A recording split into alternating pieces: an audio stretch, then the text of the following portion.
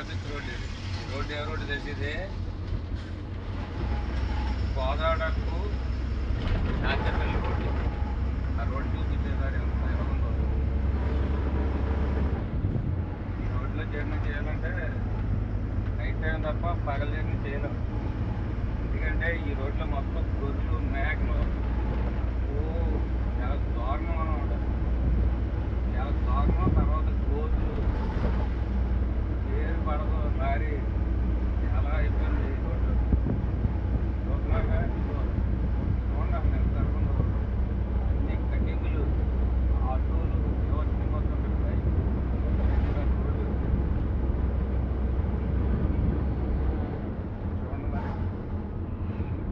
నేనైతే ఇప్పుడు కోదాడ దగ్గర చిలుకూరు దగ్గరలో ఉన్నాను. కోదాడకి